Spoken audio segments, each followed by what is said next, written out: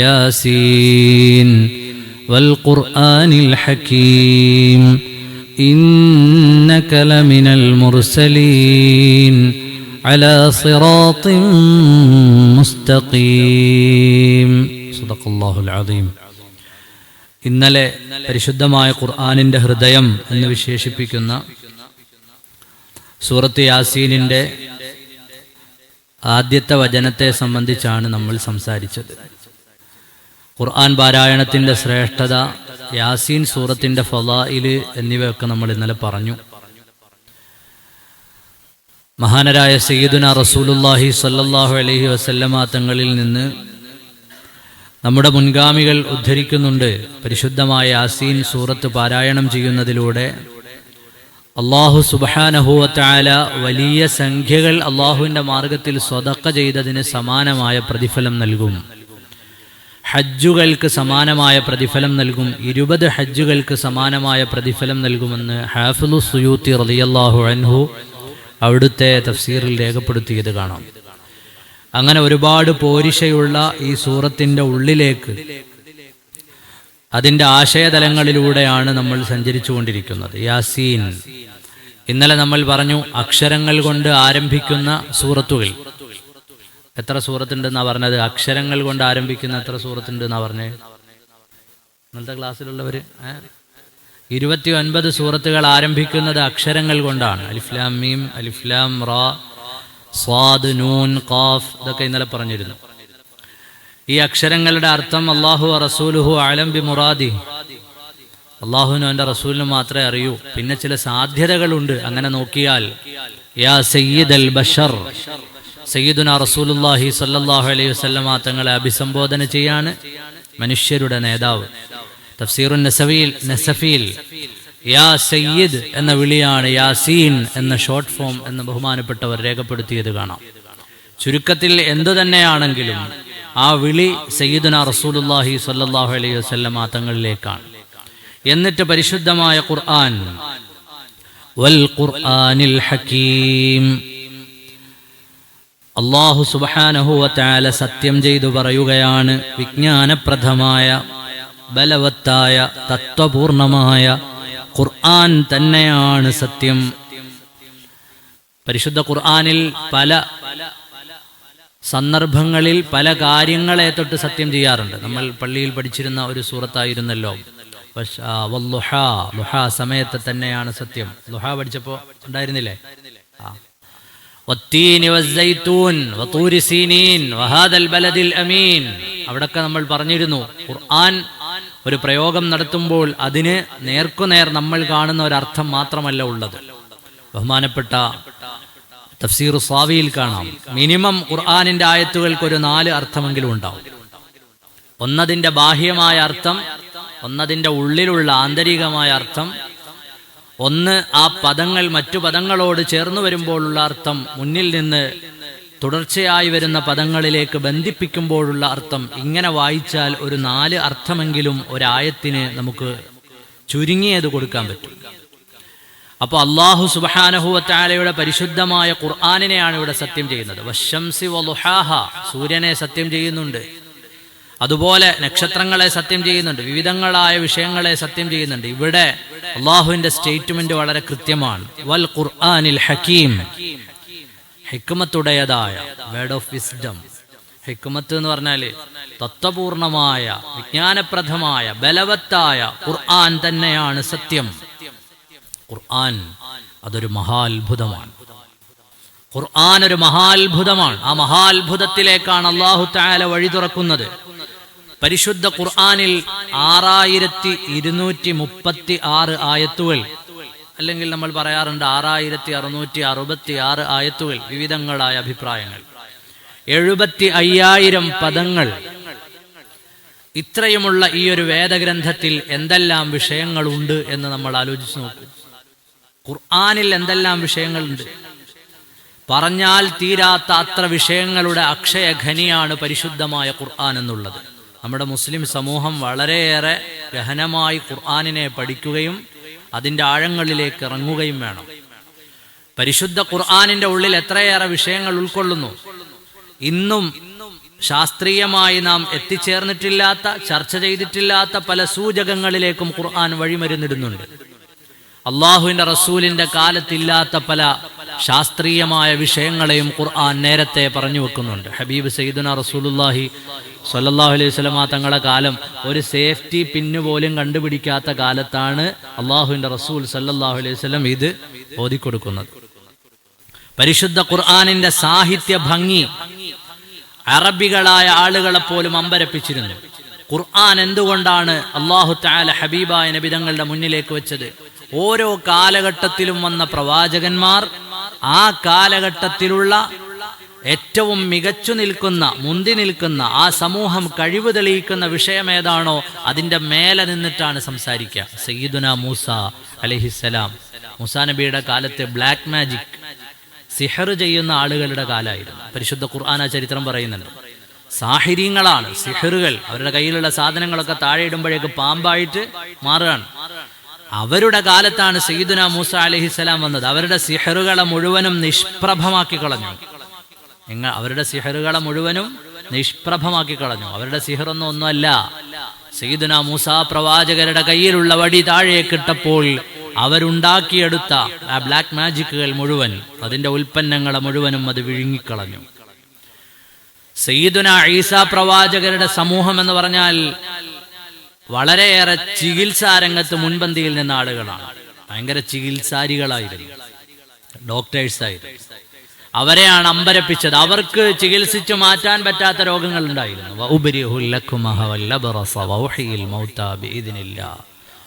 മഹാനായ ഈസാ നബി അലൈഹിസ്സലാമിന്റെ കാലത്ത് വെള്ളപ്പാണ്ട് ചികിത്സിച്ചു മാറ്റാൻ അവർക്ക് കഴിയുമായിരുന്നില്ല. അന്ധത നീക്കാൻ അവർക്ക് കഴിയുമായിരുന്നില്ല. ഇത് രണ്ടും ഈസാ നബി ചെയ്തു. ഈസാ നബി അലൈഹിസ്സലാം അവരുടെ കണ്ണിന് കാഴ്ചകൾ നൽകി, വെള്ളപ്പാണ്ട് സുഖപ്പെടുത്തി. ഒരു പടി കൂടി മുന്നോട്ട് കടന്നു. വൗഹിൽ മൗതാ ബിഇദ്നില്ലാ, മരിച്ചുപോയി എന്നവർ വിധി എഴുതിയ ആളുകൾ അവരെ മരണത്തിൽ നിന്ന് ഉയർത്തെഴുന്നേൽപ്പിച്ചു സയ്യിദുനാ ഈസാ അലൈഹിസ്സലാം എന്ന് ഖുർആൻ. ഇങ്ങനെ ഓരോ നബിമാരുടെയും മുഅ്ജിസത്തുകൾ നമ്മൾ പരിശോധിച്ചാൽ ആ മുഅ്ജിസത്തുകളൊക്കെയും അതാത് കാലഘട്ടങ്ങളിലെ വെല്ലുവിളികളെ അതിജയിക്കുന്നതാണ്. മക്കയിൽ സയ്യിദുനാ റസൂലുള്ളാഹി സ്വല്ലല്ലാഹു അലൈഹി വസല്ലമ തങ്ങളുടെ കാലം എന്ന് പറഞ്ഞാൽ അറബി സാഹിത്യത്തിൽ അങ്ങേ അറ്റമുള്ള ആളുകളുടെ കാലമാണ്. വീട്ടിലിരിക്കുന്ന പെണ്ണുങ്ങൾക്ക് പോലും സാഹിത്യം അറിയുന്ന കാലം. അറബിയിൽ കവിതകൾ മത്സരിച്ച് ഗോത്ര കവിതകൾ പിറക്കുന്ന കാലം.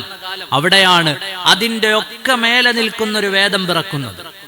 അവരുടെ സാഹിത്യമൊന്നുമല്ല, അവരുടെ സബുൽ മുഅല്ലഖയോ അവർ പാടുന്ന ഗോത്ര കവിതകളോ അവർ പാടുന്ന ഏതെങ്കിലും വിഷയങ്ങളോ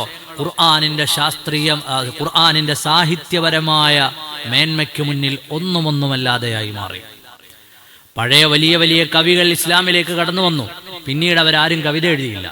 ചോദിച്ചപ്പോൾ പറഞ്ഞു, പരിശുദ്ധ ഖുർആൻ ഇവിടെ ഉള്ളപ്പോൾ ഞങ്ങൾ എങ്ങനെ എഴുതാനാണ്?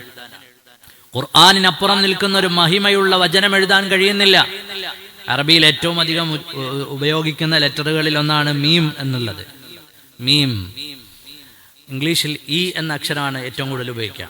അറബിയിൽ അത് മീം എന്ന അക്ഷരമാണ്. ഈ മീം ഇല്ലാത്തൊരു വചനം അള്ളാഹുവിന്റെ ഖുർആനിൽ നിന്നൊരു അധ്യായം തന്നെ പിറന്നു. കഅബാലയത്തിന്റെ ചുവരിൽ തൂക്കി. വായിച്ച മനുഷ്യർ പറഞ്ഞു, ഇത് മനുഷ്യരെ കൊണ്ടൊന്നും പറ്റുന്ന പണിയല്ല.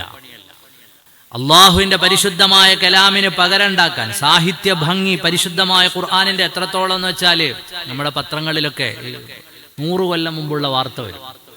നമ്മൾ വായിക്കുന്ന, ഇപ്പം ആരും പത്രം അങ്ങനെ കാര്യമായി വായിക്കാറില്ല, എന്നാലും 100 കൊല്ലം മുമ്പുള്ള വാർത്ത പത്രങ്ങളിൽ വരും. 100 വർഷം മുമ്പ് എന്ന് പറഞ്ഞിട്ട് പല പത്രങ്ങളിലും ഒരു ഇതുണ്ടാവും. അത് വായിച്ചാൽ നമുക്ക് മനസ്സിലാവും അന്ന് വാർത്ത റിപ്പോർട്ട് ചെയ്ത രീതിയും ഇപ്പോൾ വാർത്ത റിപ്പോർട്ട് ചെയ്യുന്ന രീതിയും. 100 കൊല്ലം മുമ്പുള്ള, 1400 കൊല്ലം മുമ്പൊന്നും വേണ്ട, 100 കൊല്ലം മുമ്പുള്ള മലയാള പുസ്തകങ്ങളിൽ ഒന്നെടുത്ത് വെച്ച് വായിച്ചു നോക്കൂ. ഓ ചന്തുമേനോന്റെ ഇന്ദുലേഖയൊക്കെ വായിച്ചാൽ അതിലുപയോഗിക്കുന്ന ഭാഷ, അവരുടെ പ്രയോഗങ്ങൾ, ശൈലി നമുക്ക് വായിച്ചാൽ അങ്ങോട്ട് മുമ്പോട്ട് പോകില്ല. അത് കാരണം നമ്മുടെ ഭാഷയും അവരുടെ ഭാഷയും തമ്മിൽ എത്രയോ വ്യത്യാസം വന്നു. ഈ 100 കൊല്ലത്തിന്റെ ഇടയിൽ നമ്മുടെ ഭാഷകൾ തമ്മിൽ എത്രയോ വ്യത്യാസങ്ങൾ വന്നു കഴിഞ്ഞു. ഭാഷകളിൽ അങ്ങനെയാണല്ലോ, എപ്പോഴും മനുഷ്യന്റെ പ്രയോഗങ്ങൾക്കനുസരിച്ച് മാറ്റങ്ങൾ ഇങ്ങനെ വന്നുകൊണ്ടേയിരിക്കും. പഴയകാല ഷേക്സ്പിയറിന്റെ സാഹിത്യം വായിച്ചാൽ, പുസ്തകങ്ങൾ വായിച്ചാൽ, നല്ല ഇംഗ്ലീഷിൽ നല്ല വിജ്ഞാനമുള്ള ആളുകൾക്ക് പോലും പലതവണ ഡിക്ഷണറി എടുത്ത് നോക്കേണ്ടി വരും ഇയാളെ ഉപയോഗിച്ചിരിക്കുന്ന പ്രയോഗം ഏതാണ് എന്നറിയാൻ. അപ്പൊ പഴയ പുസ്തകങ്ങളൊക്കെ വായിച്ചെടുക്കാൻ വലിയ പ്രയാസമാണ്, അല്ലെങ്കിൽ അതിന്റെ സാഹിത്യ ഭംഗി മേന്മ ചോർന്നു പോകും. പക്ഷേ ഇപ്പോഴും 1400 കൊല്ലങ്ങൾക്കപ്പുറവും അറബി ഭാഷാ വിദഗ്ധനായ ഒരാളെ കൊണ്ട് ഖുർആനിലേക്ക് നോക്കൂ, ഖുർആനിൽ ഒരു ചോർച്ചയും കാണാൻ പറ്റില്ല. സുബ്ഹാനല്ലാഹി വൽഹംദുലില്ലാഹി വലാ ഇലാഹ ഇല്ലല്ലാഹു അല്ലാഹു അക്ബർ. ഖുർആനിനെ നമ്മൾ അടുത്ത് മനസ്സിലാക്കുമ്പോൾ അറിയുമ്പോഴാണിതൊക്കെ. ഖുർആനിന്റെ സാഹിത്യ ഭംഗി അത് കണ്ടിട്ട് ഖുറൈശികളായ ആളുകൾ, ഉത്ബ, ഉബയ്യ്, അബൂജഹൽ, ഇവരെല്ലാവരും രാത്രി നബി സല്ലല്ലാഹു അലൈഹി വസല്ലമ തങ്ങളുടെ വീടിന്റെ അടുത്തേക്ക് പോകുമായിരുന്നു, ഹബീബായ നബി തങ്ങൾ ഖുർആൻ പാരായണം ചെയ്യുന്നത് കേൾക്കാൻ. രാത്രി കഴിഞ്ഞിട്ട് വെളുപ്പിനായി തിരിച്ചു പോകുമ്പോൾ ഉത്ബയെ അബൂജഹൽ കൈയോടെ പിടിച്ചു. നിങ്ങൾ എവിടെ പോയതാണെന്ന് ചോദിച്ചു. അപ്പൊ പറഞ്ഞു, ഞാൻ മുഹമ്മദിന്റെ വീട്ടിൽ പോയതാണ് സല്ലല്ലാഹു അലൈഹി വസല്ലം. എന്തിനാ പോയത്? ആ ഖുർആൻ കേൾക്കാൻ പോയതാണ്. അപ്പൊ പറഞ്ഞു, ഇനി ഇത് ആവർത്തിക്കാൻ പാടില്ല എന്ന് പറഞ്ഞു. ഇനി ഇത് ആവർത്തിക്കാൻ പാടില്ല. പിറ്റേ ദിവസവും ഇവർ തമ്മിൽ കണ്ടുമുട്ടി. മൂന്നാമത്തെ ദിവസം ഇവർ പറഞ്ഞു, നമുക്കൊരു കാര്യം ചെയ്യാം, ഇതിന് പകരമായി എന്തെങ്കിലുമൊക്കെ എഴുതാൻ പറ്റുമോ നോക്കാം. ഇതിന് പകരമായി മുഹമ്മദുർ റസൂലുള്ളാഹി സ്വല്ലല്ലാഹു അലൈഹി വസല്ലം തങ്ങൾ പാരായണം ചെയ്യുന്നതിന് പകരമായി ഖുർആനിന് പകരം കൊണ്ടുവരാൻ ഇപ്പോഴല്ല, ഇസ്ലാമിന്റെ ആദ്യകാലം മുതൽ ശത്രുക്കൾ ശ്രമിക്കുന്നുണ്ട്. അബൂജഹൽ നല്ല സാഹിത്യ നിപുണരായ ആളുകളോട് പറഞ്ഞു, കുറച്ച് എഴുതൂ, നമുക്ക് ഖുർആനിന് പകരമാകുമോ എന്ന് നോക്കാം. എഴുതാനിരുന്ന എല്ലാവരും പരാജയപ്പെട്ടു. ശത്രുക്കൾ പോലും സമ്മതിച്ചു. അവസാനം അവർ വന്നിട്ട് പറഞ്ഞു, ഇത് മനുഷ്യരുടെ വചനമല്ല, ഇതിന് തുല്യമായി നിൽക്കാൻ പറ്റുന്നതൊന്നും എഴുതാൻ നമുക്ക് കഴിയുകയില്ല. എത്ര മനോഹരമായിട്ടാണ് ഖുർആൻ വർത്തമാനം പറയുന്നത്. ഖുർആനിന്റെ ശൈലി, ഖുർആനിന്റെ ഭാഷ, ഖുർആനിന്റെ സാഹിത്യമേന്മ, ഇതൊക്കെ പറഞ്ഞാൽ വളരെ വിശാലമാണ്. അതുകൊണ്ടാണ് അള്ളാഹുവിന്റെ ഒരു വെല്ലുവിളി, ഖുൽ ഫഅ്തൂ ബിസൂറത്തിൻ മിൻ മിസ്ലി വദ്ഉ ശുഹദാഅകും മിൻ ദൂനില്ലാഹി ഇൻ കുന്തും സാദിഖീൻ. നിങ്ങൾക്ക് ഇൻസുകളെ, ജിന്നുകളെ, നിങ്ങൾക്കാർക്കെങ്കിലും സമാനമായ ഒന്ന് കൊണ്ടുവരാൻ സാധ്യമാണോ എന്ന് ഖുർആൻ വെല്ലുവിളിച്ചിട്ട് 1400 കൊല്ലം കഴിഞ്ഞു. ഇസ്ലാമിന്റെ മേലെ കുതിര കയറാൻ പലരും വന്നു. ഇന്ന് വരെയും ഒരാളെ കൊണ്ടും പകരമായി ഒരു വാക്കെഴുതാൻ കഴിഞ്ഞിട്ടില്ല. അതിന് കാരണമുണ്ട്, പറയുമ്പോഴാണ് മനസ്സിലാവുക. പരിശുദ്ധമായ ഖുർആനിന്റെ ശൈലി, പരിശുദ്ധ ഖുർആൻ ചരിത്രം പറയുന്നുണ്ട്. ആരുടെ ചരിത്രം? എവിടെ മുതലാ ചരിത്രം പറയുന്നത്? ഒരു ചരിത്ര പുസ്തകമല്ല ഖുർആൻ. ഖുർആൻ ചരിത്രം പറയുന്നുണ്ട്. ആരുടെ ചരിത്രം പറയുന്നത്? സയ്യിദുനാ അബുൽ ബശർ ആദം അലൈഹിസ്സലാം, ആദ്യത്തെ മനുഷ്യനെ എങ്ങനെ സൃഷ്ടിച്ചു എന്ന് ഖുർആൻ പറയുന്നുണ്ട്. ഇന്നി ജാഇലുൻ ഫിൽ അർളി ഖലീഫ, അവിടുന്ന് പിന്നീട് ഭൂമിയിലേക്ക് വരാനുണ്ടായ സാഹചര്യം, ഇതെല്ലാം ഖുർആൻ പറയുന്നു. പിന്നീട് ലോകം കണ്ട വലിയ വലിയ സമൂഹങ്ങളെ കുറിച്ചെല്ലാം പറയുന്നുണ്ട്. മഹാനരായ സയ്യിദുനാ നൂഹ് നബി അലൈഹിസ്സലാമിനെയും അവിടുത്തെ പ്രളയത്തെയും, ലൂത്ത് നബി അലൈഹിസ്സലാമിനെയും അവിടുത്തെ ജനതയെയും, ഹൂദ് നബിയെയും അവിടുത്തെ ജനതയെയും, സാലിഹ് നബിയെയും അവിടുത്തെ ജനതയെയും, ഇബ്രാഹിം നബിയെയും അവിടുത്തെ സമൂഹത്തെയും, മൂസാ നബിയെയും അവിടുത്തെ ജനതയെയും, അങ്ങനെ തുടങ്ങിയിട്ട് സയ്യിദുനാ നബിയുല്ലാഹി ഈസാ അലൈഹിസ്സലാം വരെ വന്നുപോയ പ്രവാചകന്മാരുടെ ജനതകൾ, അവരുടെ ചരിത്രം പറയുന്നുണ്ട്. മിനിമം ആദം അലൈഹിസ്സലാം മുതൽ ഈസാ നബി വരെയുള്ളവരുടെ ചരിത്രം ഒരാൾ നേർക്കുനേരെ എഴുതാനിരുന്നാൽ ഈ 2 ചട്ടക്കുള്ളിൽ എഴുതി തീർക്കാൻ പറ്റുമെന്ന് തോന്നുന്നുണ്ടോ? അത് മാത്രമല്ലല്ലോ ഖുർആൻ പറഞ്ഞത്. ചരിത്രം മാത്രമല്ല, മനുഷ്യകുലത്തിന്റെ ചരിത്രം ഒന്നടങ്കം. അത് വെറും ചരിത്രമല്ല, ജീവിച്ചിരുന്ന ഭൂപ്രകൃതികൾ, ജിയോളജി, അവർ സഞ്ചരിച്ചിരുന്ന പ്രദേശങ്ങൾ, അവരുടെ സാമൂഹിക അവസ്ഥകൾ, അവർക്ക് വന്നുചേർന്ന സാമൂഹിക വിപത്തുകൾ, അവരുടെ സോഷ്യൽ എഞ്ചിനീയറിംഗ്, അവരുടെ നേതൃപാടവങ്ങൾ. നബിമാര് കൂടാതെ മറ്റു പലരെയും പറഞ്ഞു. ദുൽഖർനൈന്റെ ചരിത്രം പറഞ്ഞിട്ടുണ്ട്. യസ്അലൂനക അൻ ദുൽഖർനൈൻ, ദുൽഖർനൈൻ രാജാവിന്റെ ചരിത്രം, ലുഖ്മാനുൽ ഹക്കീം തങ്ങളുടെ ചരിത്രം. എത്രയാണ് ഖുർആൻ പറഞ്ഞ ചരിത്രങ്ങൾ? അപ്പൊ ഖുർആൻ ചരിത്രം പറയുന്നു. ഇറമദാത്തിൽ ഇമാദ്, മനുഷ്യരാശിയുടെ സംസാരത്തിന്റെ ചരിത്രങ്ങളൊക്കെ തൊട്ടുകിടക്കുന്ന, മനുഷ്യൻ പരസ്പരം ഉപയോഗിക്കുന്ന ഭാഷ അരാമിക്, ഏറ്റവും പ്രാചീനമായ ഭാഷയാണ് അരാമിക് ഭാഷ. ഇറമദാത്തിൽ ഇമാദ്, ആ പ്രയോഗങ്ങൾ മനുഷ്യന്റെ പഴയ സംസാരങ്ങളിലേക്ക് കൊണ്ടുപോകുന്നു, മനുഷ്യന്റെ പഴയ ആവിഷ്കരണങ്ങളിലേക്ക് കൊണ്ടുപോകുന്നു. ലോകം കണ്ട മഹോന്നതമായ സംസ്കാരങ്ങളെയൊക്കെ സ്പർശിച്ചുകൊണ്ടാണ് ഖുർആൻ ചരിത്രം പറയുന്നത്. അവരുടെയൊക്കെ ജനത, അവരുടെ സമൂഹം, അവർക്കുണ്ടായ വിപത്തുകൾ, അവർ കാണിച്ച അനീതികൾ, അക്രമങ്ങൾ, അവരെ അല്ലാഹു കൈകാര്യം ചെയ്ത വിധം, ഇതെല്ലാം പരിശുദ്ധ ഖുർആൻ പറയുന്നു. അഷ്ഹദു അല്ലാ ഇലാഹ ഇല്ലല്ലാഹ് അസ്തഗ്ഫിറുല്ലാഹ് അസ്അലുകൽ ജന്നത വഅഊദു ബിക മിനൻ നാർ. അഷ്ഹദു അല്ലാ ഇലാഹ ഇല്ലല്ലാഹ് അസ്തഗ്ഫിറുല്ലാഹ് അസ്അലുക്കൽ ജന്നത വഅഊദു ബിക മിനൻ നാർ അഷ്ഹദു അൻ ലാ ഇലാഹ ഇല്ലല്ലാഹ് അസ്അലുക്കൽ ജന്നത വഅഊദു ബിക മിനൻ നാർ اللهم ارحمني يا أرحم الراحمين اللهم ارحمني يا أرحم الراحمين اللهم ارحمني يا أرحم الراحمين الله നമുക്ക് റഹ്മത്ത് ചെയ്യുമാറാകട്ടെ. പരിശുദ്ധമായ ഖുർആൻ ശാസ്ത്രം പറയുന്നു, embryology, astronomy, astrology, physics, chemistry, അള്ളാഹുവിന്റെ പരിശുദ്ധമായ കലാം, മാത്തമാറ്റിക്സ്. പരിശുദ്ധ ഖുർആനിലെ മാത്തമാറ്റിക്സ് കണ്ടിട്ട് ഇസ്ലാമിലേക്ക് വന്നയാളാണ് അമേരിക്കക്കാരനായ ജെഫ്രി ലാങ്. ഖുർആനിലെ നമ്മൾ ഇന്ന് വരെ തുറന്നു നോക്കിയിട്ട് കണക്ക് കണ്ടിട്ടുണ്ടോ? 440 യാസീൻ ഉള്ളത് എന്നറിയാം. അഴുക്ക് പറ്റിയിരിക്കുന്ന സ്ഥലത്ത് തുറന്നാൽ യാസീൻ കിട്ടുമെന്നറിയാതെ എന്നല്ലാതെ ഖുർആനിലെ മാത്തമാറ്റിക്സ് കണ്ടിട്ട് അത്ഭുതപ്പെട്ടിട്ട് ഇസ്ലാമിലേക്ക് ഒരാൾ കടന്നു വരിക. അദ്ദേഹം ഒരു മാത്തമാറ്റീഷ്യനാണ്. അദ്ദേഹത്തിന്റെ പഠനവും അദ്ദേഹത്തിന്റെ ഇടപാടും എല്ലാം ഇതുമായി ബന്ധപ്പെട്ടതാണ്. ഈ പഠനങ്ങളൊക്കെയും അദ്ദേഹത്തിന്റെ കണക്കുമായി ബന്ധപ്പെട്ട. അതുകൊണ്ട് തന്നെ ഖുർആൻ തുറന്നപ്പോൾ അദ്ദേഹത്തിന് പെട്ടെന്ന് അദ്ദേഹത്തെ സ്പാർക്ക് ചെയ്യിപ്പിച്ചത്, അദ്ദേഹത്തിന്റെ ഹൃദയത്തിൽ ചെന്നു തറച്ചത് പരിശുദ്ധ ഖുർആനിന്റെ കണക്കുകളാണ്. മോറിസ് ബുക്കായി ഇസ്ലാമിലേക്ക് വരുന്നത്, അതുപോലെ വ്യത്യസ്തരായ ശാസ്ത്രജ്ഞർ ഇസ്ലാമിലേക്ക് വരുന്നത് ഖുർആനിലെ വിവിധങ്ങളായ ശാസ്ത്രശാഖകളെ കണ്ടിട്ടാണ്. ഇഖ്റ ബിസ്മി റബ്ബിക്കല്ലദീ ഖലഖ് ഖലഖൽ ഇൻസാന മിൻ അലഖ് ഇഖ്റ വറബ്ബുക്കൽ അക്രം. ഭ്രൂണത്തിൽ നിന്ന് മനുഷ്യനെ പടച്ചു എന്ന വർത്തമാനം വായിച്ചിട്ടാണ് പരിശുദ്ധ ഖുർആനിലെ എംബ്രിയോളജിയെ കുറിച്ച് മനസ്സിലാക്കി പലരും ഇസ്ലാമിലേക്ക് വന്നത്.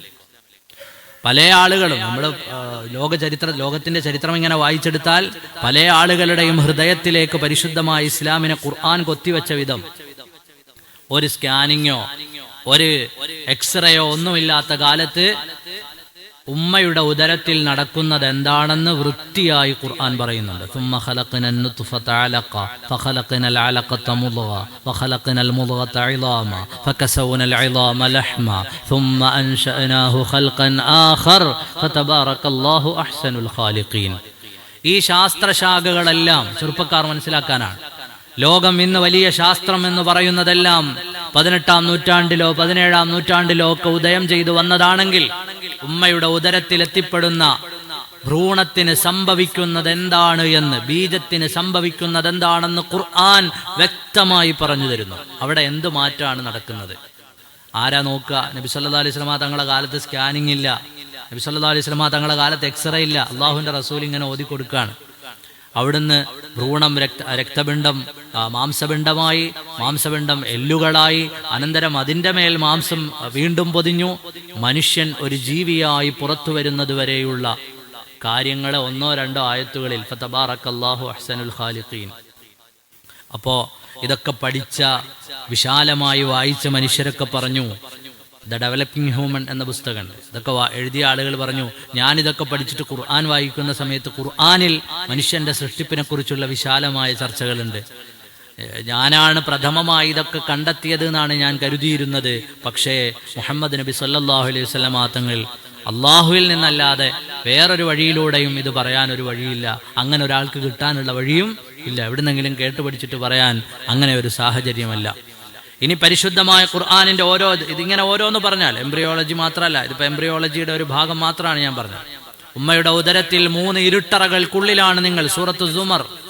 ഇങ്ങനെ വിവിധങ്ങളായ ഫീ ളുലുമാത്തിൻ സലാസ്, 3 അറകൾക്കുള്ളിൽ, ഇരുട്ടറകൾക്കുള്ളിലാണ് മനുഷ്യൻ. അപ്പൊ ഉമ്മയുടെ ഉദരം മുതൽ ഇങ്ങോട്ട് മനുഷ്യന്റെ ജീവിതത്തിൽ ഉണ്ടാകുന്ന ഡെവലപ്പുകൾ അവിടെ തന്നെ നോക്കൂ. വെറുതെ കുറെ കണക്കുകൾ ഇങ്ങനെ പറയല്ല.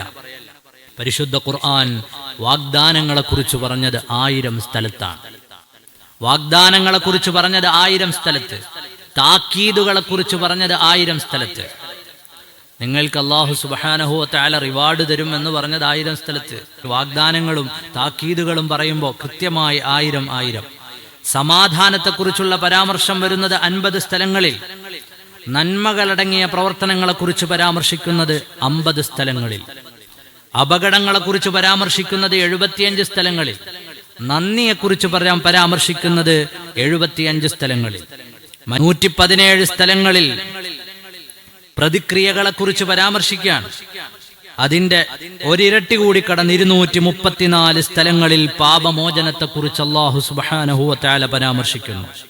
ഞെരുക്കം എന്ന് പറഞ്ഞതിന്റെ 3 ഇരട്ടിയാണ് എളുപ്പം എന്ന് പറഞ്ഞത്. ഞെരുക്കത്തെക്കുറിച്ച് 12 സ്ഥലങ്ങളിൽ പറഞ്ഞപ്പോ എളുപ്പത്തെക്കുറിച്ച് 36 സ്ഥലങ്ങളിൽ. ദിവസം എന്ന വാക്ക് യൗം 365 തവണയാണ് ഖുർആനിലുള്ളത്. ദിവസം എന്ന വാക്ക് 365 തവണയാണ് ഖുർആനിലുള്ളത്. നമ്മൾ ഓരോരുത്തരും ആലോചിക്കാനും ചിന്തിക്കാനാണ്. ഒരു മനുഷ്യനൊരു പുസ്തകം എഴുതുമ്പോൾ എത്ര വാക്ക് എവിടെയെല്ലാം പ്രയോഗിച്ചു എന്ന് പറയാൻ പറ്റുമോ?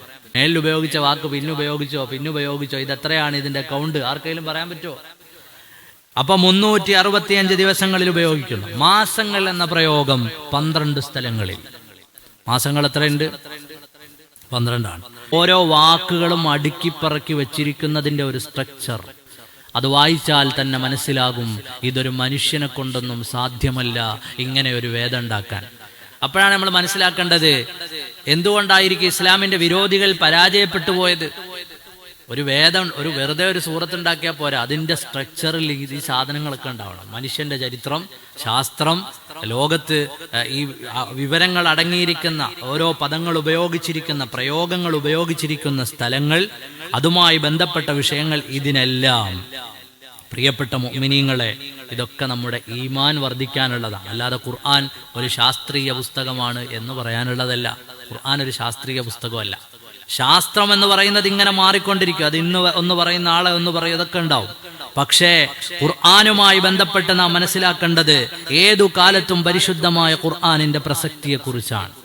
അപ്പോ ഇങ്ങനെ ഓരോന്ന് പറയാം. പിന്നീട് നോക്കൂ, കരയേക്കാൾ കൂടുതൽ കടലിനെ കുറിച്ച്, കരയുടെ 3 ഇരട്ടി കടലിനെ കുറിച്ച് പറഞ്ഞിട്ടുണ്ട്. ഭൂമിയുടെ മൊത്തം എടുത്താൽ 2/3 ഭാഗം കടലും ബാക്കിയുള്ളത് കരയുമാണ്.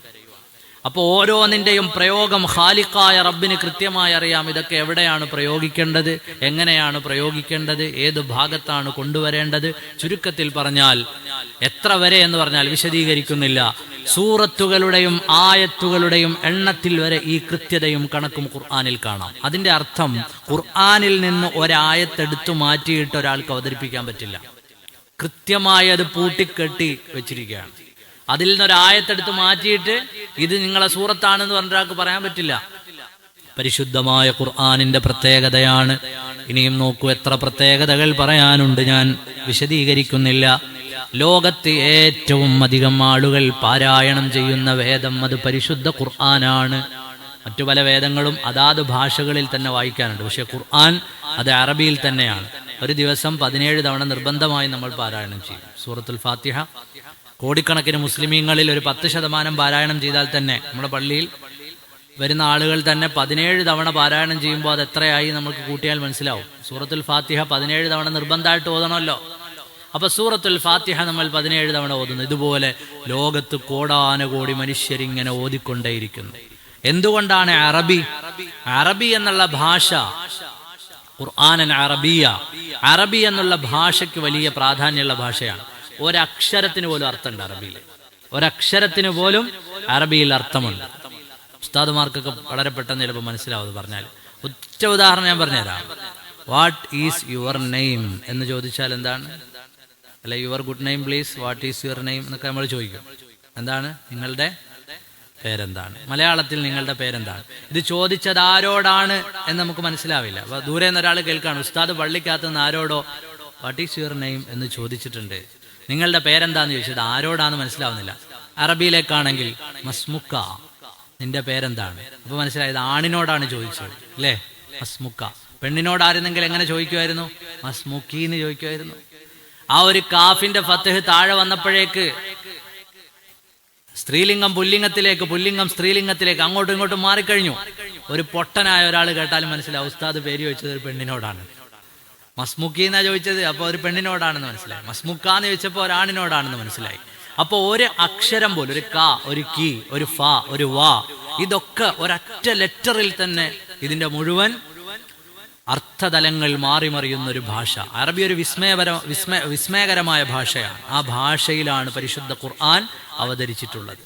അപ്പൊ മനോഹരമായ അറബി, ആ അറബിയിൽ സാഹിത്യ ഭംഗി ഒട്ടും ചോരാതെ, അല്ലെങ്കിൽ അറബികളായ അന്നത്തെ കവികൾ അള്ളാഹുവിന്റെ റസൂലിനെ വിമർശിക്കായിരുന്നു. അവർക്കൊന്നും പറയാനില്ല.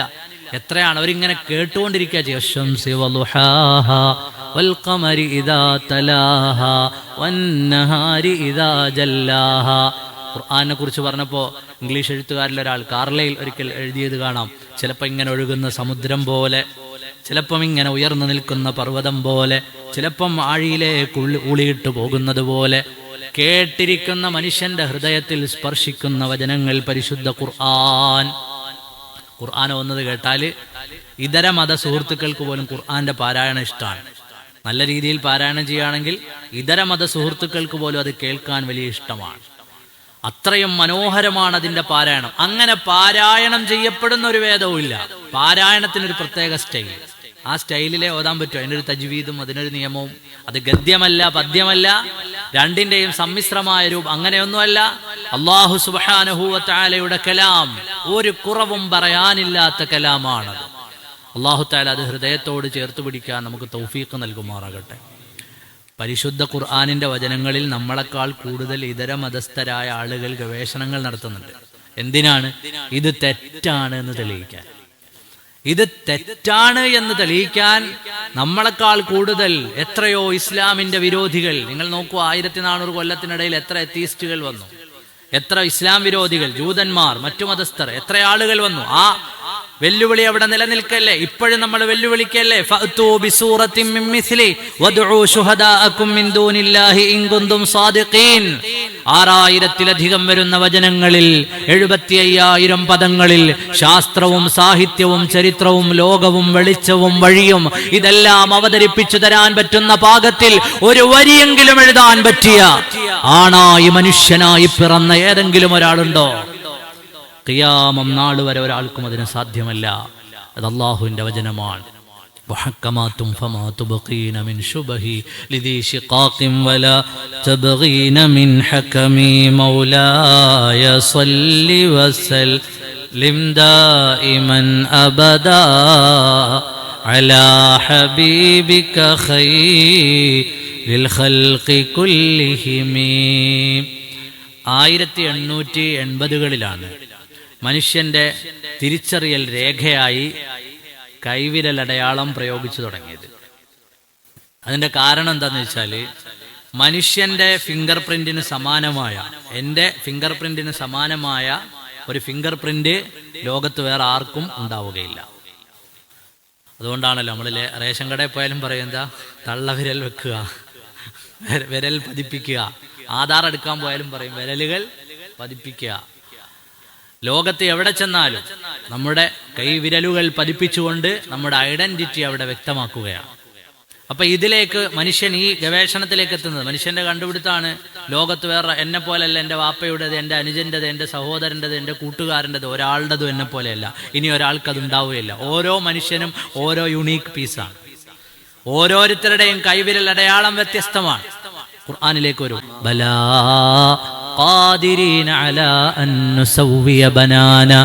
മനുഷ്യൻ വിചാരിക്കുന്നുണ്ടോ അവന്റെ എല്ലുകളൊക്കെയും ഒരുമിച്ച് കൂട്ടി അവനെ ഉയർത്തെഴുന്നേൽപ്പിക്കുകയില്ലെന്ന്? ആരാണ് റബ്ബ്? ബലാ ഖാദിരീന അലാ അൻ നുസവ്വിയ ബനാന.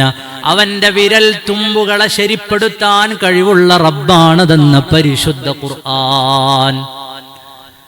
ഇത് കഴിഞ്ഞിട്ട് അള്ളാഹുവിന്റെ റസൂല് ജീവിച്ചിരുന്ന കാലം കഴിഞ്ഞിട്ട് 650-700 കാലത്ത് നിന്ന് 1880-ലെത്തുമ്പോഴാണ് അവന്റെ വിരൽ തുമ്പുകളെ ക്രമപ്പെടുത്താൻ കഴിവുള്ള റബ്ബ്. അതായത് ഓരോ മനുഷ്യന്റെയും വിരലടയാളത്തെ ഖുർആൻ പറയുകയാണ്. ഇങ്ങനെ പറഞ്ഞാൽ നമ്മുടെ ഈ ക്ലാസ് ഒരു 3-4 ക്ലാസ് ചിലപ്പോൾ ഈ ഒരൊറ്റ സാധനം ഇങ്ങനെ പറയേണ്ടി വരും. അപ്പൊ വ്യത്യസ്ത ഇതൊക്കെ എന്തിനാണ് പറയുന്നത് എന്ന് ചോദിച്ചാൽ, അള്ളാഹുവിന്റെ പരിശുദ്ധമായ കലാം നമുക്ക് തോന്നരുത് ഇത് ഔട്ട്ഡേറ്റഡ് ആയി. ചെറുപ്പക്കാരോട് പ്രത്യേകിച്ച്, ഇത് കാലത്തോട് സംവദിക്കുന്ന വേദമാണ്. ഇത് വഴിയാണ്, വെളിച്ചമാണ്, എല്ലാ കാലത്തിനും അനുയോജ്യമായ വേദമാണ്. ഖിയാമം നാൾ വരെ ഒരു തിരുത്തും വേണ്ടാത്ത വേദമാണ്. ഇത് അവതരിച്ചത് അള്ളാഹുവിൽ നിന്നാണ്. അങ്ങനെ പറഞ്ഞിട്ട് ഹബീബായ നബി സല്ലല്ലാഹു അലൈഹി വസല്ലം തങ്ങൾക്ക് ശേഷം ഒരു വേദവും ലോകത്തില്ല. അള്ളാഹുവിൽ നിന്ന് ആണ് അവതരിച്ചത് എന്ന് പറഞ്ഞുകൊണ്ട് ഒരാളും ഇതെനിക്ക് ദൈവത്തിൽ നിന്ന് കിട്ടിയ വേദമാണ് എന്ന് പറഞ്ഞുകൊണ്ട് പിന്നൊരു വേദവും വന്നിട്ടില്ല. 4 വേദങ്ങളുടെ അവസാനം, ഏടുകളുടെ അവസാനം തൗറാത്ത്, ഇഞ്ചീല്, സബൂർ, ഖുർആൻ. മുൻകഴിഞ്ഞുപോയ നബിമാർക്ക് കിട്ടിയ വേദങ്ങളുടെ എല്ലാം ഉൾസാരം ഖുർആനിലുണ്ട്.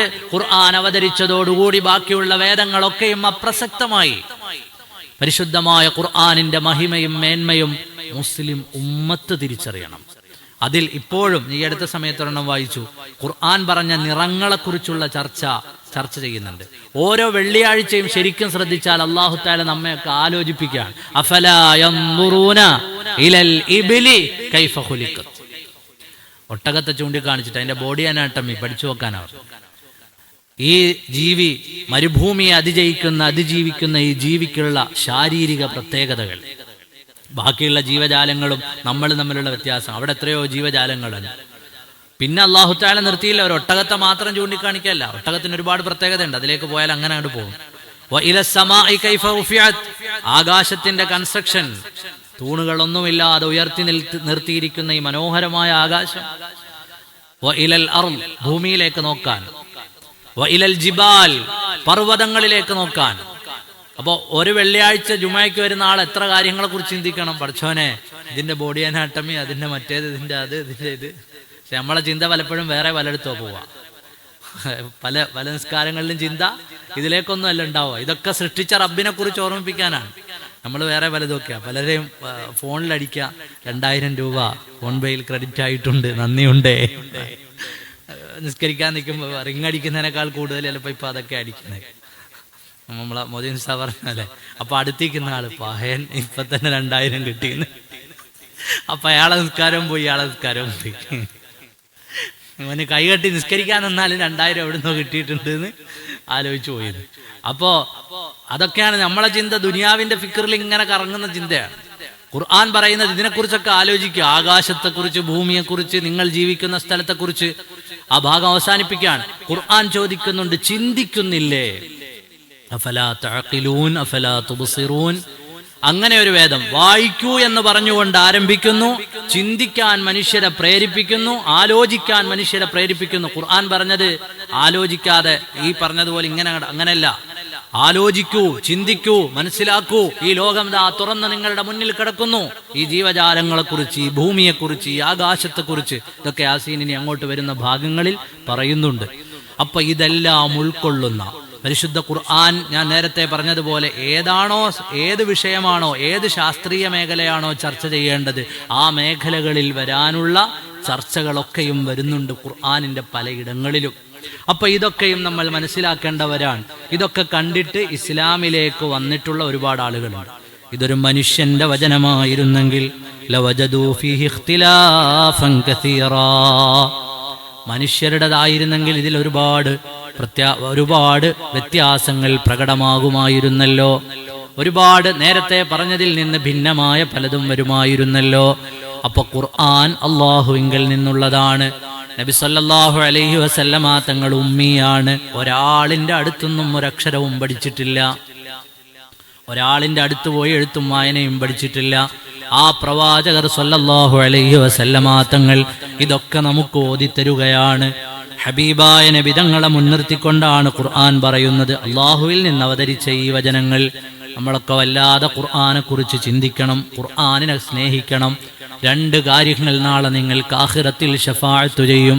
അതിൽ ഒന്ന് നിങ്ങളുടെ നോമ്പാണ്, ഒന്ന് ഖുർആൻ.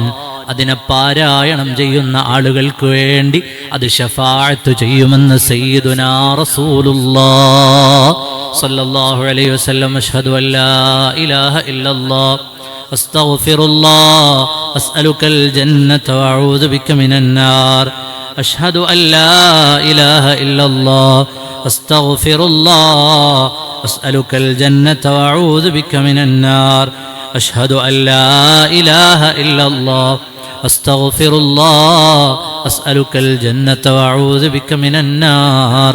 اللهم ارحمني يا أرحم الراحمين. اللهم ارحمني يا أرحم الراحمين. اللهم ارحمني يا أرحم الراحمين.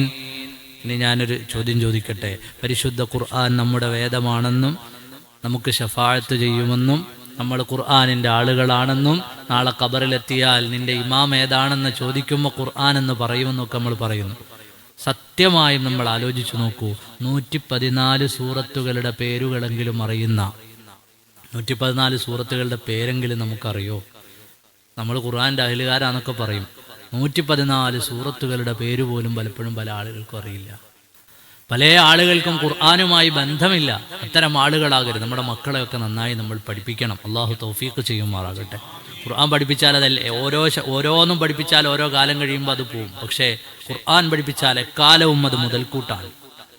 അവൻ്റെ ദുനിയാവും രക്ഷപ്പെടും, ആഖിറവും രക്ഷപ്പെടും. മക്കളെ നന്നായി ഖുർആൻ പഠിപ്പിക്കണം. കാരണം ഖുർആൻ ഒരിക്കലും നിന്നു പോവില്ല. ഖുർആൻ ഖിയാമം നാൾ വരെയും ഇവിടെ തന്നെ ഉണ്ടാവും. അത് പറയുന്ന ആശയങ്ങളും ഇവിടെ ഉണ്ടാവും, ഒരു തിരുത്തും ഉണ്ടാവില്ല. നമ്മുടെ മക്കൾ പഠിക്കുന്ന പുസ്തകങ്ങളൊക്കെ ഓരോ ക്ലാസ് കഴിയുമ്പോൾ മാറ്റിക്കൊണ്ടിരിക്കണം. അടുത്തടുത്തത് പഠിക്കാൻ താല്പര്യമില്ലെങ്കിൽ വലിയ ക്ലാസ്സിലെത്തുമ്പോൾ പുതിയ പുതിയ കാര്യങ്ങൾ വേറെ പഠിക്കാം. അവന് ഇഷ്ടമുള്ളത് മാത്രം പഠിക്കാം. പലതും പണ്ട് പഠിച്ചത് ഇപ്പോൾ ഉണ്ടാവില്ല. നമ്മൾ ആരും 1ാം ക്ലാസ്സിൽ പഠിച്ച പുസ്തകം ഇപ്പോൾ ഇല്ല. നമ്മൾ ആരും 1ൽ പഠിച്ച പുസ്തകം ഇപ്പോൾ ഇല്ല. 2ൽ പഠിച്ച പുസ്തകമില്ല, 3ൽ പഠിച്ച പുസ്തകമില്ല. അതിനൊക്കെ പരിഷ്കരണങ്ങളും മാറ്റങ്ങളും ഒക്കെ വന്നു കഴിഞ്ഞു. പലതും ലോകം മാറുന്നതിനനുസരിച്ച് മാറും. മാറ്റമില്ലാതെ തുടരുന്നത് ഖുർആനാണ്. അതിനൊരു മാറ്റവും ഇല്ലാത്ത മഹാത്ഭുതമാണ്. എന്തുകൊണ്ട് ഖുർആൻ? ഒരാൾ പറയാണ്, ഇപ്പൊ മൂസാ നബി അലൈഹി ഇസ്ലാമിന്റെ മുഅ്ജിസത്ത് വടി താഴെ ഇട്ടപ്പോൾ പാമ്പായി. അപ്പൊ അത് കണ്ടുകൊണ്ടിരുന്ന ആളുകൾ പറഞ്ഞു, മൂസാ നബി ഇങ്ങനെ ഒരു മുഅ്ജിസത്ത് കാണിച്ചിട്ടുണ്ട്, ഈസാ നബി ഇങ്ങനെ ഒരു മുഅ്ജിസത്ത് കാണിച്ചിട്ടുണ്ട് എന്നൊക്കെ പറയാം. അവിടെ പിന്നീട് വരുന്ന ആളുകൾക്ക് സംശയിക്കാം, അത്രയൊന്നും ഉണ്ടാവൂല, എന്തോ ഒരു ഉണ്ടാവും, അത്രേ ഉണ്ടാവുള്ളൂ. ഇവർ പറഞ്ഞിട്ടത് വലുതായതാണ് എന്നൊക്കെ എന്ത് ചെയ്യാം, തോന്നിപ്പോകാം. ഉസ്താദ് പള്ളിയിൽ പ്രസംഗിച്ചു, പിറ്റേന്ന് ഒരാൾ പറഞ്ഞു, ഉസ്താദ് ഇന്നലെ പള്ളിയിൽ പ്രസംഗിച്ചു ഇന്ന വിഷയങ്ങളൊക്കെ. അപ്പം കേൾക്കുന്ന ആൾ അത്രയൊന്നും ഉണ്ടാവില്ല. ചിലപ്പോൾ ആളുകൾ കേൾക്കുന്നതിനനുസരിച്ച് അതിന് വ്യത്യാസം വരും. ഈ പറയുന്നത് പോലൊന്നും ഉണ്ടാവില്ല, എന്തോ ചെറുതായിട്ടൊക്കെ ഉണ്ടാവും, അങ്ങനെ ഉണ്ടാവുള്ളൂ. എന്നാൽ നിങ്ങൾ ആലോചിച്ച് നോക്കൂ, ഇതാണ് ഞങ്ങളുടെ ഖുർആൻ. ഏത് മനുഷ്യന്റെ കയ്യിലും ഖിയാമത്ത് നാൾ വരെ കൊടുക്കാം. ഇതാണ് ഞങ്ങൾ പറഞ്ഞ അത്ഭുതം. ഒരാൾ പറഞ്ഞു കേട്ട അത്ഭുതമല്ല, നിങ്ങൾക്ക് നോക്കി പരിശോധിക്കാവുന്ന അത്ഭുതം. അതായത് ഒരു അള്ളാഹുവിന്റെ ദൂതന്റെ കടമ ഖുർആൻ നിർവഹിക്കുകയാണ്. ഇതാ ഞങ്ങളുടെ അത്ഭുതം, നിങ്ങൾ നോക്കിക്കോ. ഞങ്ങൾ വെറും പറയാന്ന് വിചാരിക്കേണ്ട, നിങ്ങളെ കയ്യിൽ തരാം, നിങ്ങൾ പരിശോധിച്ചോ, നിങ്ങൾ പഠിച്ചോ. ഖിയാമം നാൾ വരെ വരുന്ന മനുഷ്യർക്ക് നമ്മൾ കേട്ടത് പറഞ്ഞു കൊടുക്കല്ല, കയ്യിൽ കൊടുത്തിട്ട് ചിന്തിക്കൂ, ആലോചിക്കൂ, പ്രവർത്തിക്കൂ എന്നൊക്കെ പറയാം. അപ്പൊ ഇതിൽ നിന്നൊക്കെ മനുഷ്യന്റെ ചിന്ത മാറ്റാനാണ് പല ആളുകളും ഖുർആൻ തീവ്രവാദം പഠിപ്പിക്കുന്ന പുസ്തകമാണ് എന്നൊക്കെ പറയാം.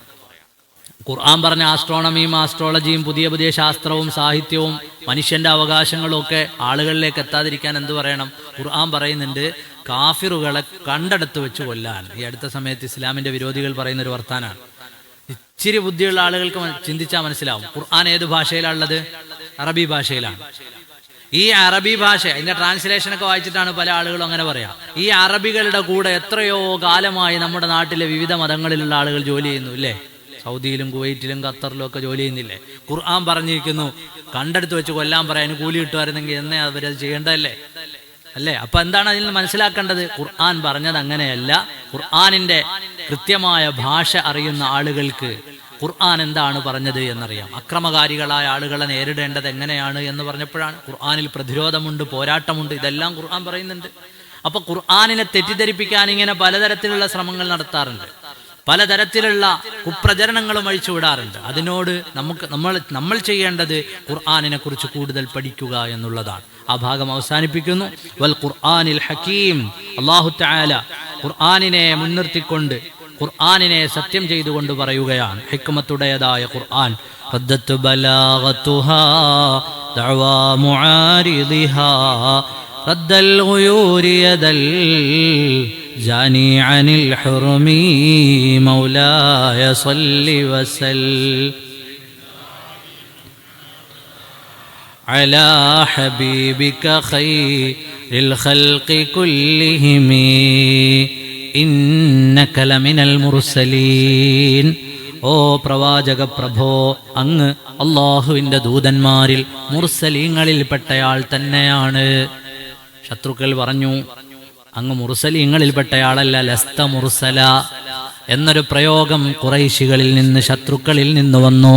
ഖുർആൻ പറഞ്ഞു, അല്ല, ഇന്നക ലമിനൽ മുർസലീൻ, അങ്ങ് മുർസലീങ്ങളിൽപ്പെട്ടയാൾ തന്നെയാണ്, അങ്ങ് മുർസലീങ്ങളിൽപ്പെട്ടയാൾ തന്നെയാണ്.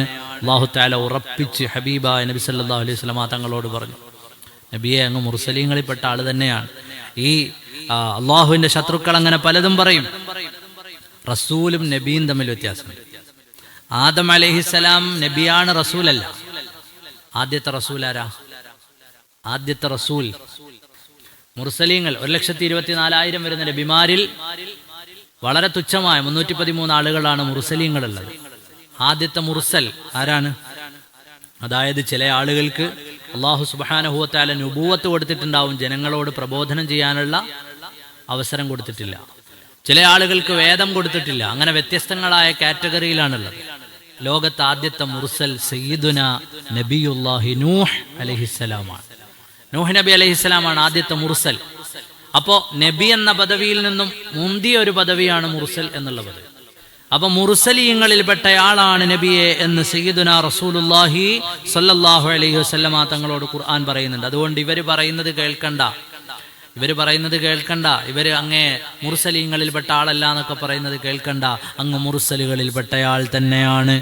പരിശുദ്ധമായ ഖുർആനിന്റെ ചില പ്രയോഗങ്ങൾ നമ്മൾ വിചാരിക്കും ഖുർആൻ പഠിക്കാൻ എളുപ്പമാണ് എന്ന്. സയ്യിദുനാ ഇമാമുന ശാഫിഈ റളിയല്ലാഹു അൻഹു 20 കൊല്ലം അറബി ഭാഷ അഗാധമായി പഠിച്ചതിന് ശേഷമാണ് പരിശുദ്ധമായ ഖുർആനിനെ വ്യാഖ്യാനിച്ചത് എന്ന് ചരിത്രത്തിൽ കാണാം. 15-ാമത്തെ വയസ്സിൽ ഫത്വ കൊടുക്കാൻ അനുവാദം കിട്ടിയ ആളാണ് ശാഫിഈ ഇമാം റളിയല്ലാഹു അൻഹു. 20 കൊല്ലം മിനിമം ഖുർആൻ പഠിക്കുന്ന ആളുകൾക്ക് ഭാഷാപരമായ, ഭാഷാശാസ്ത്രത്തിൽ മാത്രമല്ല പല വിഷയങ്ങളിലും വലിയ പാണ്ഡിത്യം ഉണ്ടാവണം. എങ്കിൽ മാത്രമേ ഖുർആനിനെ വ്യാഖ്യാനിക്കാൻ പറ്റൂ. ഖുർആനിന്റെ ഭാഷ, അതിറങ്ങിയ അതിന്റെ ശൈലി, അതിറങ്ങിയ സമയം, ഓരോ ആയത്ത് ഇറങ്ങിയതിന് സാഹചര്യം ഉണ്ടാവും. സബബുൻ നുസൂൽ എന്ന് പറയും. അതിറങ്ങാനുണ്ടായ സാഹചര്യം, അതെവിടെ ഇറങ്ങി. ഖുർആനിൽ ഓരോ ആയത്ത് നമുക്ക് പറയാൻ പറ്റും, ഇതെവിടെ ഇറങ്ങി, ഏതുപോലെ. അറഫയിൽ നിന്ന് വരുമ്പോൾ, അല്ലെങ്കിൽ അറഫയിൽ ഒട്ടകത്തിന്റെ മേലെ ഇരിക്കുമ്പോൾ ഫനസല, അവിടെ അവതരിച്ചു ഇന്ന ആയത്ത്. ഓരോന്നും വ്യക്തമായി ഇങ്ങനെ പറയാൻ പറ്റും. ഇന്ന ആയത്ത് ഇന്ന സ്ഥലത്ത് അവതരിച്ചു, ഇന്ന ആയത്ത് ഇന്ന സ്ഥലത്ത് അവതരിച്ചു, ഇന്ന സൂറത്ത് ഇന്ന സ്ഥലത്ത് അവതരിച്ചു എന്ന് വളരെ കൃത്യമായി ഖുർആനിനെ കുറിച്ച് നമുക്ക് പറയാൻ പറ്റും. ഞാൻ അവസാനിപ്പിക്കുന്നു. അപ്പൊ ഇന്നക ലമിനൽ മുർസലീൻ, അങ്ങ് മുർസലീങ്ങളിൽപ്പെട്ട ആൾ തന്നെയാണ്. അങ്ങ് മുർസലീങ്ങളിൽപ്പെട്ടയാളാണ്. ഇവരുടെ ഈ കുപ്രചാരണങ്ങളൊന്നും അങ്ങ് വകവെക്കേണ്ടതില്ല. അലാ സിറാത്തിൻ മുസ്തഖീം, അങ്ങ് നേരായ പാതയിലാണ് നബിയെ, അങ്ങ് ശരിയായ പാതയിലാണ് നബിയെ. അങ്ങേക്ക് വഴിവഴച്ചു പോയിട്ടില്ല, അങ്ങ് വഴിതെറ്റിപ്പോയിട്ടില്ല. അങ്ങ് ശരിയായ ഋജുവായ പാതയിൽ തന്നെയാണ് നബിയെ. എല്ലാ നിലയിലും സയ്യിദുനാ റസൂലുള്ളാഹി സ്വല്ലല്ലാഹു അലൈഹി വസല്ലം ശരിയായ പാതയിലുള്ള ആളാണ്. എല്ലാ നിലയിലും. കുടുംബം, ഏറ്റവും മനോഹരമായ കുടുംബം. മാതാപിതാക്കൾ സുജൂദ് ചെയ്യുന്നവരുടെ മുതുകിലൂടെയാണ് അങ്ങ് വന്നതെന്ന് ഖുർആൻ. ഓരോ ആയത്തെടുത്ത് വെച്ചിട്ട് ഇങ്ങനെ പറഞ്ഞാൽ അള്ളാഹുവിന്റെ റസൂലിന്റെ ജീവിതത്തിന്റെ വ്യത്യസ്ത ഭാഗങ്ങൾ നമുക്ക് കാണാൻ പറ്റും. അങ്ങ് ചൊവ്വായ വഴിയിലൂടെയാണ്. അങ്ങയെക്കുറിച്ച് ഇവർക്ക് ആർക്കെങ്കിലും ഏതെങ്കിലും അഭിപ്രായ വ്യത്യാസം ഉണ്ടോ? അവര് തന്നെ അങ്ങയെ വിളിച്ചത് അൽ അമീൻ എന്നല്ലേ? അൽ അമീൻ. അവരുടെ കൂട്ടത്തിൽ ഏറ്റവും സത്യസന്ധൻ അങ്ങല്ലായിരുന്നു നബിയെ. അങ്ങ് ഏറ്റവും ശരിയായ പാതയിൽ തന്നെയാണ്. അവിടെ വേറൊരു ചോദ്യം കൂടിയുണ്ട്. ഇത്രയും കാലം, അത് ഇസ്ലാമിന്റെ ശത്രുക്കളോട് അക്കാലത്തെ രാജാക്കന്മാർ ചോദിച്ചിരുന്ന ചോദ്യമാണ്, ഈ മനുഷ്യൻ മുമ്പ് എങ്ങനെ ഉണ്ടായിരുന്നു? മുഹമ്മദ് നബി സല്ലല്ലാഹു അലൈഹി വസല്ലം തങ്ങളെ കുറിച്ച് പറഞ്ഞപ്പോൾ അപ്പൊ അവർ പറഞ്ഞു, ആ മനുഷ്യൻ അൽ അമീനാണ്. ഒരു കളവ് തമാശയ്ക്ക് പോലും അവിടുന്ന് പറഞ്ഞിരുന്നില്ല. ഉടനെ രാജാവ് ചോദിച്ചു എന്നാണ്, സാധാരണ തമാശയ്ക്ക് പോലും ഒരു കളവ് പറയാത്ത ആള് പടച്ചവനെ കുറിച്ച് കളവ് പറയണോ? സാധാരണ തമാശ പോലും കളവിൽ വരാത്ത ഒരു മനുഷ്യൻ പടച്ചവനെ കുറിച്ച് കളവ് പറയുമെന്ന് നിങ്ങൾക്ക് തോന്നുന്നുണ്ടോ എന്ന് ചോദിച്ചു എന്നാണ്. അപ്പൊ അന്ന് വരെ ഒരാൾക്കും ഒരു അഭിപ്രായ വ്യത്യാസം ഇല്ലാത്ത ആളാണ്. ഒരു തെറ്റിലും നബിയെ മക്കയിലുള്ള ഒരു മനുഷ്യരും കണ്ടിട്ടില്ല. മുഹമ്മദ് നബി സല്ലല്ലാഹു അലൈഹി വസല്ലം തങ്ങൾ ഏതെങ്കിലും ഒരു മോശം പ്രവർത്തനം ചെയ്യുന്നതായി മക്കയിലെ ഒരാളും, നബുവത്തിന് ശേഷവും അത് ആര് പറയുന്നുണ്ട്? അബൂ സുഫിയാൻ പറയുന്നുണ്ട്. അവരുടെ ജീവിതം മുമ്പും അങ്ങനെയാണ്, ഇപ്പോഴും അങ്ങനെയാണ്. ഒരു തെറ്റും അവിടെ നിന്നുണ്ടാകുന്നതായി ഞങ്ങൾ കണ്ടിട്ടില്ല. അലാ സിറാത്തിൻ മുസ്തഖീം. അവിടുത്തെ കുടുംബം, അവിടുത്തെ ജീവിതം, അവിടുത്തെ വഴി, അവിടുത്തെ വെളിച്ചം, ഇതെല്ലാം അല്ലാഹു സുബ്ഹാനഹു വ തആല നേരായ വഴിയിൽ ചിട്ടപ്പെടുത്തിയ ആളാണ് സയ്യിദുനാ റസൂലുള്ളാഹി സ്വല്ലല്ലാഹു അലൈഹി വസല്ലം. അപ്പോ അള്ളാഹുവിന്റെ റസൂൽ സല്ലല്ലാഹു അലൈഹി വസല്ലം തങ്ങൾക്ക് അള്ളാഹു സർട്ടിഫിക്കറ്റ് കൊടുക്കണം, അങ്ങ് മുർസലീങ്ങളിൽപ്പെട്ട ആളാണ്, അങ്ങ് മുർസലുകളിൽപ്പെട്ട ആൾ തന്നെയാണ്. അല്ലാഹു സുബ്ഹാനഹു വ തആല നിയോഗിച്ച് പറഞ്ഞയച്ച പ്രവാചകന്മാരുടെ പൂർത്തീകരണം തന്നെയാണ്. ശരിയായ വഴിയിൽ തന്നെയാണ്. അങ്ങയുടെ വഴിക്ക്, അങ്ങയുടെ മാർഗത്തിന് യാതൊരു തരത്തിലുമുള്ള സ്ഖലിതമില്ല. എപ്പോഴെങ്കിലും ഒരു തെറ്റും അങ്ങയിൽ നിന്ന് വരാനില്ല. പാപങ്ങളിൽ നിന്നെല്ലാം സുരക്ഷിതമായ ജീവിതമാണ് സയ്യിദുനാ റസൂലുള്ളാഹ് സ്വല്ലല്ലാഹു അലൈഹി വസല്ലം തൻസീലൽ അസീസിർ റഹീം. ഇൻഷാ അല്ലാഹ് നമുക്ക് നാളെ പറയാം അതിൻ്റെ ചുരുങ്ങിയ അർത്ഥം. ഈ പരിശുദ്ധമായ ഖുർആൻ അത് വെറും ദുർബലനായ ഒരാളുടെ വർത്താനാണെന്ന് വിചാരിച്ചു പോകരുത്. പ്രതാപിയായ ഉന്നതനായ അല്ലാഹു ആകുന്ന അസീസായവന്റെ വർത്തമാനം, അർ-റഹീം, റഹ്മത്ത് ചെയ്യുന്ന കരുണാമയനായ റബ്ബിന്റെ വർത്തമാനം. ഇത് വെറുതെ ഇങ്ങനെ ഇറങ്ങിയ ഒരു ദുർബലനായ ഒരാൾ പറഞ്ഞ സ്റ്റേറ്റ്മെന്റ് ആണ്. നിങ്ങൾ അങ്ങനെ ചെയ്യും ഇങ്ങനെ ചെയ്യും അല്ല, ഉന്നതനായ റബ്ബിൽ നിന്നുള്ള വർത്തമാനമാണ്. പറഞ്ഞത് ചെയ്തിരിക്കും, പറഞ്ഞാൽ പറഞ്ഞത് ചെയ്തിരിക്കും. എന്നാലോ നിങ്ങൾക്ക് എന്തെങ്കിലും പാപങ്ങൾ വന്നുപോയാൽ റഹീമാണ്, കാരുണ്യം ചെയ്യുന്ന റബ്ബാണ്. അള്ളാഹു ഈ ആയത്തിൻ്റെ ഒക്കെ ബറക്കത്ത് കൊണ്ട് നമുക്ക് റഹ്മത്ത് ചെയ്യുമാറാകട്ടെ. നമ്മൾ പറഞ്ഞതൊക്കെയും അള്ളാഹു കബൂൽ ചെയ്യുമാറാകട്ടെ. നമ്മുടെ രോഗങ്ങൾ അള്ളാഹു ശിഫയാക്കി തരുമാറാകട്ടെ. ഖുർആൻ രണ്ട് ലോകത്തും ഷാഫി ആകുന്നവരിൽ അള്ളാഹു നമ്മെ ഉൾപ്പെടുത്തി തരുമാറാകട്ടെ.